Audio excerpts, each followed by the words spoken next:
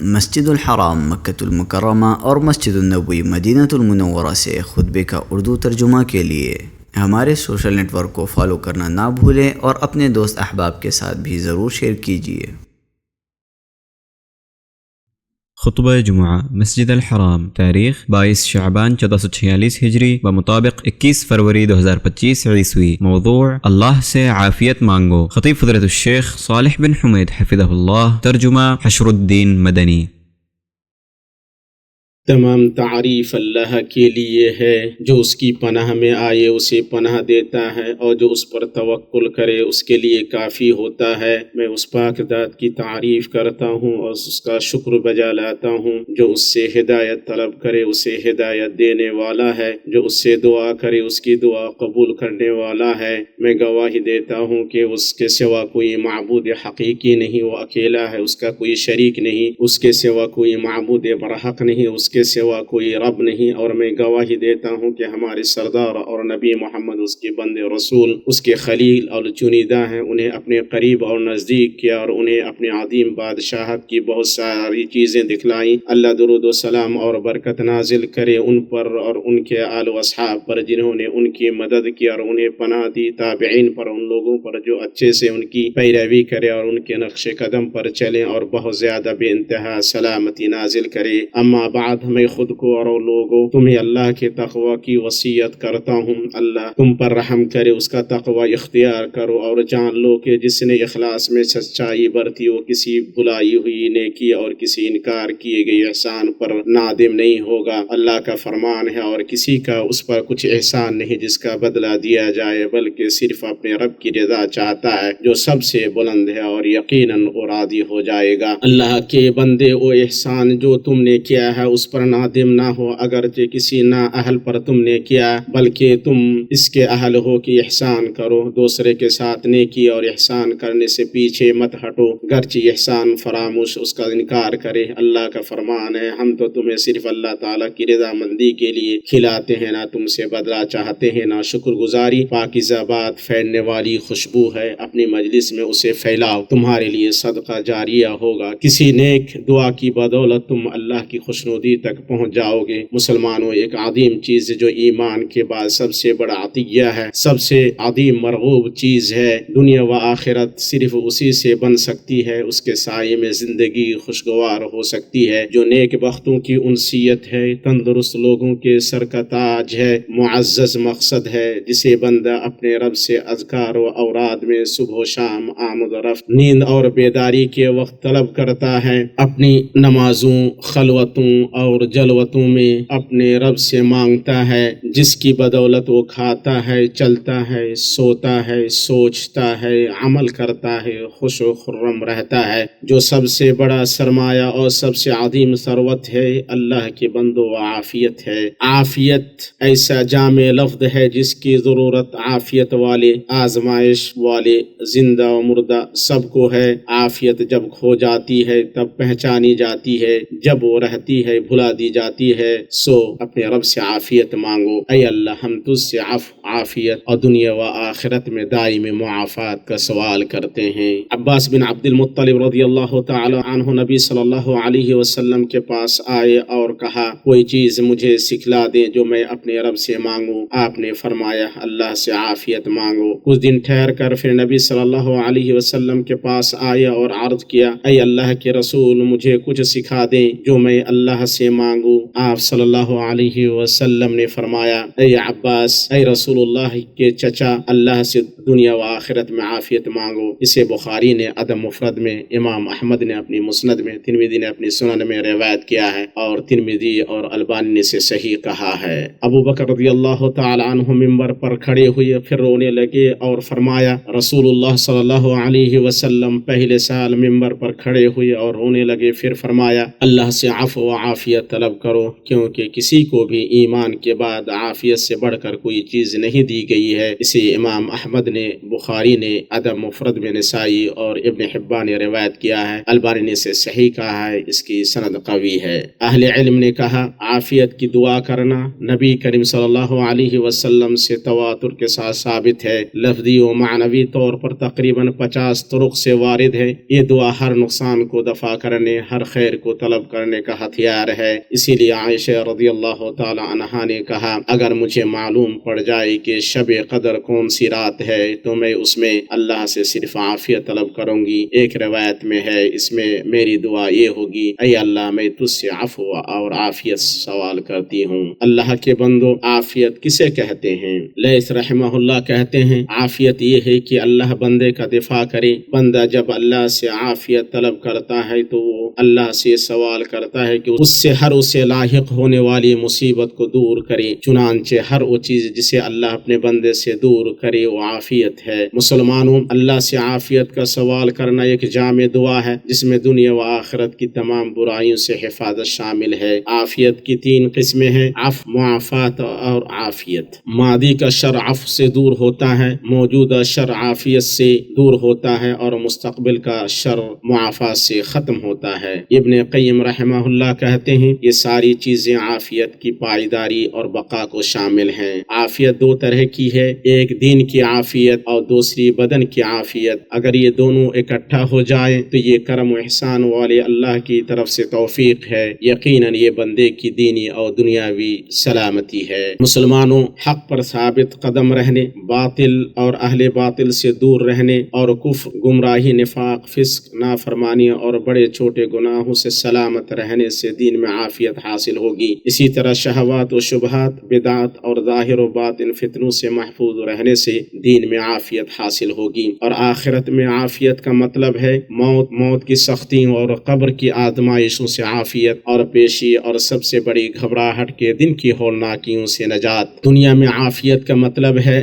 دنیا کی ہر چیز سے عافیت، یعنی جسموں کی سلامتی، آفت و بیماریوں کا خاتمہ اور غموں اور مشکلات سے چھٹکارا۔ دنیا کی عافیت میں سے ہے اولاد میں عافیت کی وہ نیک، راہیاب اور درست ہو، ایسی مبارک ذریت جس سے آنکھوں کو ٹھنڈک ملے اور دلوں کو خوشی و سعادت۔ دنیا کی عافیت میں سے ہے وطنوں میں عافیت کی وہ پر امن ہوں اور فتنوں، بد امنیوں اور جنگوں سے محفوظ ہوں، جہاں جانوں، دین اور عزتوں کو امن حاصل ہو۔ اگر وطنوں میں امن نہ ہو تو نہ صحت میں مزہ ہے، نہ کھانے پینے میں کوئی لذت، نہ سواری میں راحت ہے، نہ مال و دولت سے لطف اندوزی۔ مسلمانوں، وطنوں کی عافیت سب سے عظیم اور شاندار عافیتوں میں سے ہے، خصوصاً جب وطن مسلمانوں کا قبلہ، امت کا دل اور حرمین شریفین کی آغوش مملکت سعودی عرب ہو، جو اسلام، تاریخ اور تہذیب کی سرزمین ہے۔ اگر درعیہ اپنے پہلے قیام سے وطن میں امن کا گہوارہ رہا ہے تو یہ مملکت سعودی عرب اپنی لمبی تاریخ اور اپنے مبارک کرداروں کے دوران حکمت کا گہوارہ اور تمام انسانیت کے لیے خیر کا سرچشمہ رہی ہے، جو اس مبارک ویژن کی دھری پر چل رہی ہے جس نے تمسک بالدین اور شناخت کے استحکام کو جوڑ دیا ہے، جس کی وجہ سے ہمارے ملک کو دنیا میں قدر و احترام ملا، وللہ الحمد والمنہ۔ مسلمانوں، دنیا کی عافیت میں سے ہے کہ اللہ آپ کو لوگوں سے بچائے اور لوگوں کو آپ کو ان سے بے نیاز بنائے اور ان کو آپ سے ان کی اذیت دور کرے اور ان سے آپ کی اذیت۔ اور عافیت میں سے ہے کہ بندہ اپنے رب سے اس حال میں ملے کہ لوگوں کے خون کا بوجھ اس کی پیٹھ پر نہ ہو، ان کے دل سے، ان کے مال سے اس کا پیٹ خالی ہو، ان کے کسی حق کا اس سے مطالبہ نہ ہو اور ان کی جماعت کو لازم پکڑنے والا اور ان کے معاملات میں تفرقہ ڈالنے والا نہ ہو۔ مسلمانوں، پردہ اور بے نیازی عافیت میں سے ہے، ہر چیز سے آدمی اکتا جاتا ہے سوائے عافیت کے۔ مسلمانوں، تاکہ تم عافیت کی عظمت کو جانو، آپ صلی اللہ علیہ وسلم کی اس معزز تعلیم پر غور کرو۔ اے لوگو، دشمن سے مقابلے کی آرزو نہ کرو بلکہ اللہ سے عافیت مانگو، لیکن اگر دشمن سے مقابلہ ہو تو صبر کرو۔ کیا جہاد سے بھی کوئی بڑا مقام ہے؟ تو اللہ کی راہ اللہ میں شہادت سے بھی کوئی بڑا مقصد ہے، اس کے باوجود یہ عظیم نبوی تعلیم آئی ہوئی ہے، تم دشمن سے مقابلے کی آرزو نہ کرو بلکہ اللہ تعالیٰ سے عافیت مانگو۔ ان باتوں کے بعد اللہ تمہاری حفاظت کرے۔ بوسیدہ چٹائی جس پر بندہ سوئے جب کہ وہ عافیت میں ہو، وہ بہتر سے بہتر ہے اس نرم گداز پلنگ سے جس پر تم بیمار پڑے رہو۔ بیمار آدمی عافیت پانے کے لیے دوا کی کڑواہٹ برداشت کرتا ہے اور عافیت پانے کے لیے ہی لذیذ کھانا چھوڑ دیتا ہے۔ عافیت سب سے خوبصورت لباس ہے، یہ زندگی کی لذت اور لوگوں کا لطف ہے، اور یہی مردہ اور زندہ لوگوں کی چاہت ہے اور قبروں میں پڑے مردوں کی زیارت کی دعاؤں میں سے ہے۔ نسأل اللہ لنا ولکم العافیہ، ہم اپنے لیے اور تمہارے لیے عافیت مانگتے ہیں۔ اگر عافیت نہ ہو تو حالت مقدر ہو جائے، دل مضطرب ہو جائے، اور کوئی بھی چیز بغیر عافیت کے خوشگوار نہیں ہوتی۔ خلاصہ کلام یہ ہے کہ عافیت یہ ہے کہ اللہ ہر عذاب اور آزمائش سے بندے کو محفوظ رکھے اور اپنے فضل و کرم سے ہر بلائی و نعمت عطا کرے۔ ایسا کیسے نہ ہو جبکہ عبداللہ بن عمر رضی اللہ تعالی عنہما سے ترمذی میں مروی ہے، دعاؤں میں اللہ تعالیٰ کو سب سے زیادہ یہ پسند ہے کہ اس سے عافیت مانگی جائے۔ اے اللہ، ہم تجھ سے معافی، عافیت اور دنیا و آخرت میں دائمی عافیت کی دعا کرتے ہیں۔ اے اللہ، ہم تجھ سے اپنے دین و دنیا، اہل و عیال اور مال میں معافی اور عافیت کا سوال کرتے ہیں۔ اے اللہ، ہم تیری پناہ لیتے ہیں نعمت کے ظاہر ہونے سے، عافیت کے بدلنے سے، ایک آنے والے تیرے عذاب سے اور تیری تمام ناراضگی سے۔ اللہ تعالیٰ کا فرمان ہے، تمہارے پاس جتنی بھی نعمتیں ہیں سب اسی کی دی ہوئی ہیں۔ اب بھی جب تمہیں کوئی مصیبت پیش آ جائے تو اسی کی بارگاہ میں نالہ و فریاد کرتے رہو، اور جہاں اس نے وہ مصیبت تم سے دفع کر دی، تم میں سے کچھ لوگ اپنے رب کے ساتھ شرک کرنے لگ جاتے ہیں۔ اللہ مجھے اور تمہیں اپنی کتاب کے طریقے اور اپنے نبی محمد صلی اللہ علیہ وسلم کی سنت سے فائدہ پہنچائے۔ میں اپنی یہ بات کہتا ہوں اور میں اپنے لیے، تمہارے لیے اور بقیہ تمام مسلمانوں کے لیے ہر گناہ و خطا سے مغفرت طلب کرتا ہوں۔ تم بھی اس سے مغفرت طلب کرو، بڑا بخشنے والا مہربان ہے۔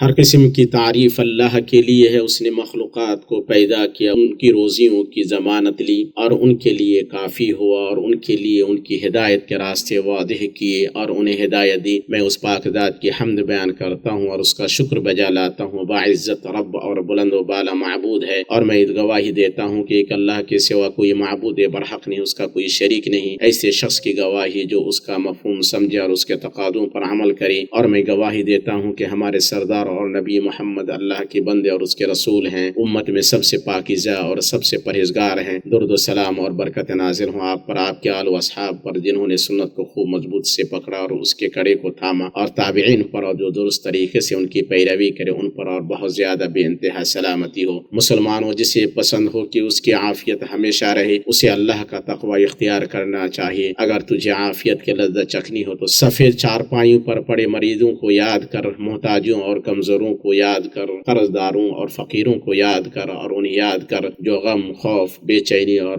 مصیبت میں ہیں۔ اللہ تمہاری حفاظت کرے۔ عافیت ایسی نعمت ہے جس میں کسی بدمزگی کی آمیزش نہیں ہوتی۔ گھاٹے میں وہ ہے جس نے لہو لعب اور معصیت میں عافیت ضائع کر دی، اور قابل رشک وہ ہے جسے اسے اپنے رب کے شکر اور اس کی خوشنودی میں صرف کیا، اسے اپنی دنیا و آخرت کی سعادت میں لگایا۔ سفیان بن عیینہ رحمہ اللہ کے قول پر غور کرو، وہ کہتے ہیں تمام نعمت میں سے ہے عافیت، امن اور مسرت کے ساتھ لمبی زندگی۔ اور معاذ بن قرہ رحمہ اللہ کے قول پر غور کرو، وہ کہتے ہیں سب سے زیادہ سخت حساب لوگوں میں ان لوگوں سے لیا جائے گا جو عافیت میں تھے اور فارغ تھے۔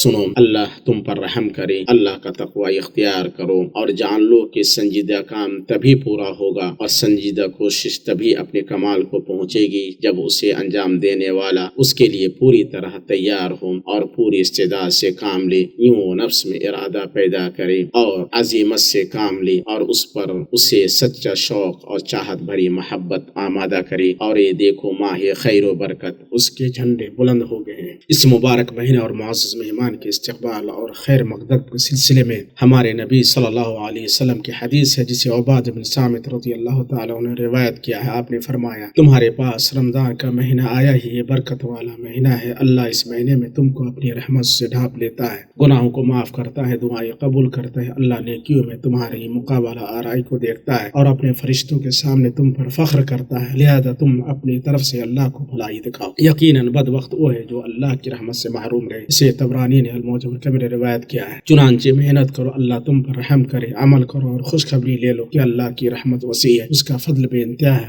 اللہ نیکی کرنے والوں کو پسند کرتا ہے۔ یہ باتیں ہیں اور درود و سلام بھیجو، ہدیہ میں ملی رحمت اور عطا کی گئی نعمت اپنے نبی محمد رسول اللہ پر، جس کا حکم آپ کو آپ کے رب نے دیا ہے۔ اللہ عز و جل نے فرمایا، اللہ اور اس کے فرشتے اس نبی پر درود بھیجتے ہیں، اے ایمان والو تم بھی ان پر درود بھیجو اور خوب سلام بھی پڑھتے رہا کرو۔ اے اللہ درود و سلام اور برکت نازل فرما اپنے بندے رسول نبی ہمارے نبی محمد پر، ان کے آل و ازواج ذریت پر۔ اے اللہ تو چاروں خلفاء راشدین ابو بکر عمر عثمان اور علی سے راضی ہو جا، تمام صحابہ تابعین سے عطا قیامت درست طریقے سے ان کی پیروی کرنے والے تمام لوگوں سے راضی ہو جا، تو اپنے عفو و کرم اور سخاوت سے ان کے ساتھ ہم لوگوں سے بھی راضی ہو جا، یا اکرم الاکرمین۔